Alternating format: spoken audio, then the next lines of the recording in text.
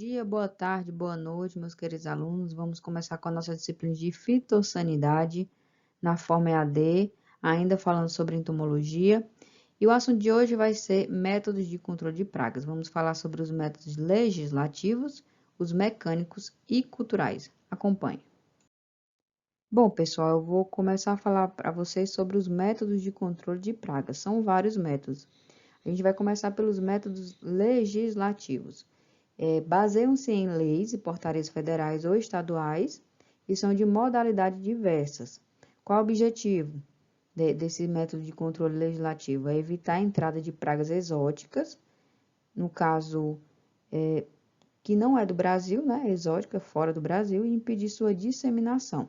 Quem é que faz isso? É o Serviço de Defesa Sanitária Vegetal do Ministério da Agricultura, que aqui no Piauí também tem. Então, evita a entrada de pragas exóticas e impede a sua disseminação. E antes, então, a gente tem que entender um pouquinho sobre o que é uma praga quarentenária. A praga quarentenária é todo organismo de natureza animal e ou vegetal que, estando presente em outros países ou regiões, mesmo sob um controle permanente, constitui ainda uma ameaça à economia agrícola do país ou à região importadora exposta. Então, esses organismos, eles são geralmente exóticos, como eu já disse, para esse país ou região e podem ser transportados de um local para outro, auxiliados pelo homem. Como é que pode ser transportado? Por meio de semente. Então, por exemplo, você vai viajar, por exemplo, para a Itália. Aí fala assim, não, vou pegar umas sementes para plantar no Brasil. E aí a semente está infectada com algum inseto, alguma doença. Aí você está trazendo a praga para o Brasil. Então, isso aí é muito, muito sério mesmo. E seus meios de transporte é bem complicado. E através desses trânsitos de plantas, animais ou por frutos e sementes infestadas, pode acontecer essa entrada de pragas exóticas aqui no Brasil. Aí vamos entender um pouquinho o que é a praga quarentenária A1. Ela tem uma importância econômica potencial para a área de risco e ainda não se encontra presente. Então, não está presente ainda no Brasil. Ela tem importância econômica potencial, mas não está no Brasil ainda. Aí tem a praga quarentenária A2. O que é isso? Ela também tem uma importância econômica potencial para a área de risco, só que ela ainda não se encontra amplamente disseminada e está sendo oficialmente controlada. Então, por exemplo, já entrou no Brasil, mas ela não está tão disseminada. Está sendo controlada aos poucos. Já a praga quarentenária regional A2, ela apresenta uma disseminação localizada e está submetida ao controle oficial por um ou mais países da região, tá? Então, aqui é que eu estou começando a falar sobre os métodos de controle de pragas legislativos. Só para dar um exemplo para vocês, dia 7 de outubro agora, apareceram umas sementes misteriosas que podem disseminar pragas que não existem no Brasil. Então, essa notícia é bem recente mesmo. Foram encontrados fungos, bactérias e possibilidade de pragas quarentenárias nos pacotes. O que são essas pragas quarentenárias? São aquelas que não são encontradas no Brasil, né? Então, essas análises, como vocês estão vendo nos pacotinhos aqui, ó, esses pacotinhos que são as sementes, essas sementes misteriosas, elas demonstraram ser encontradas bactérias, 3 tipos de fungos e pragas quarentenárias, que são pragas que não existem no Brasil, como eu já disse, além também dos ácaros. Então, fico alerta de que essas sementes podem trazer riscos para as nossas lavouras, o que torna ainda mais importante que quem receber faça a entrega na superintendência ou também no interior da ADAP ou Emater. Aqui no Piauí, tem também aqui em Teresina. Aí, gente, as pessoas que receberem esses pacotes devem encaminhá-los à unidade do MAPA, que é o Ministério da Agricultura, Pecuária e Abastecimento, ou entidade estadual de agricultura, sem medo de ser penalizado. Então, o cidadão que receber esse material pode entregar para o órgão competente da agricultura, que ele não vai ser de forma alguma penalizado. Ele está fazendo a colaboração da proteção da agropecuária do Brasil e também evitando esse contato com o material que possa ter um risco até para a sua saúde. São consideradas pragas quarentenárias na fruticultura para o Brasil, por exemplo, a mosca das frutas, que eu já falei sobre elas lá na aula da ordem díptera. A mosca das frutas também mexicana, a mosca das frutas do Caribe, mosca das frutas de Natal, mosca do melão, entre outras. Então, essas são algumas das pragas quarentenárias, que já tem aqui no Brasil, mas está sendo controlado, né? Além dessas moscas das frutas citadas, são ainda também relacionadas com pragas quarentenárias para as frutíferas do Brasil, a mosca negra dos citros, o gorgulho da manga e também a cochonilha rosada, que são algumas pragas quarentenárias que já estão inseridas aqui no Brasil, que são pragas exóticas. Dentro desses métodos de controle de pragas legislativos, tem os tratamentos quarentenários. O que são esses tratamentos?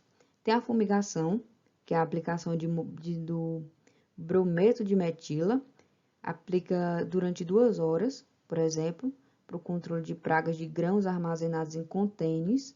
Aqui, como vocês podem ver nessa figura aqui, em contêineres eles pegam, quando chega de outro país, eles fumigam, fazem essa fumigação para tentar, né, matar os insetos que tem, algumas pragas que tem, que possam causar alguns danos aqui no Brasil, as pragas exóticas quarentenárias. Tem o tratamento a frio também, que é o emprego de câmara com temperaturas baixas, temperaturas bem baixas mesmo, tipo 0,5 graus, 1 grau.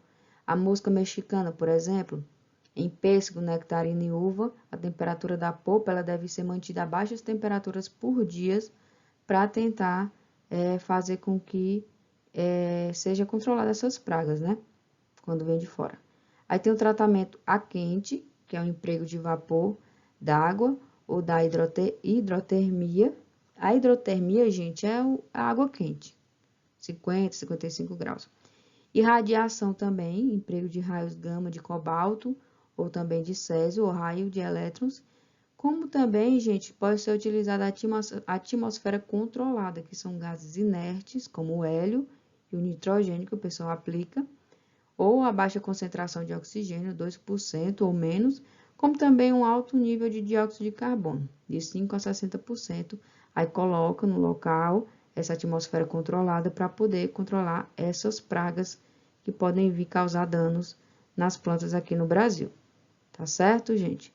Lembrando que se vier o material contaminado de fora e eles descobrirem que esse material está contaminado, eles queimam a carga. Então, pode vir, sei lá, 10 toneladas de manga. De manga não vai vir 10 toneladas de manga porque geralmente é o Brasil que exporta, né? Mas se vier qualquer outra cultura para cá e aí tiver contaminado, eles queimam mesmo o material para que não tenha problema mesmo dessa praga vir para cá para o Brasil. Continuando a falar sobre esses métodos legislativos, tem algumas medidas obrigatórias de controle que vai variar para cada estado. Em São Paulo, por exemplo, tem um decreto estadual que para a cultura do algodão, os agricultores são obrigados a destruir os restos de cultura até 15 de julho de cada ano, por conta do bicudo, que é aquele inseto que ataca o algodão, lembra lá que ele acaba com a maçãzinha e acaba com o algodão, e da lagarta rosada. Já no Rio Grande do Sul, tem uma lei que é de 1956, que obriga a coleta e a queima de galhos de acácia negra para diminuir a infestação do besouro serrador. Então, essas são medidas obrigatórias de controle nesses estados. Já no Piauí, quando eu fui procurar, tem uma medida fitossanitária desde 2017 que ficam estabelecidas as seguintes medidas para a composição do programa de prevenção e controle de pragas regulamentadas. Então, o que é que eles fazem? Pedem para fazer, né? Destruição de restos culturais, destruição da planta, do produto vegetal e de qualquer outro material veiculador de praga regulamentada que já estaria com essa praga, então eles pedem para destruir. Análise laboratorial, então faz análise no laboratório para ver que praga é essa. restrição do período de cultivo de planta, como também a restrição do trânsito desse vegetal, e a proibição de plantio e a destruição também do cultivo abandonado. Essas são algumas medidas obrigatórias de controle aqui no Piauí, que devem ser feitas, porque senão leva multa, tá? Finalizamos assim a nossa primeira videoaula e na próxima a gente vai continuar falando sobre os métodos de controle, mas a gente vai falar dos métodos mecânicos e culturais.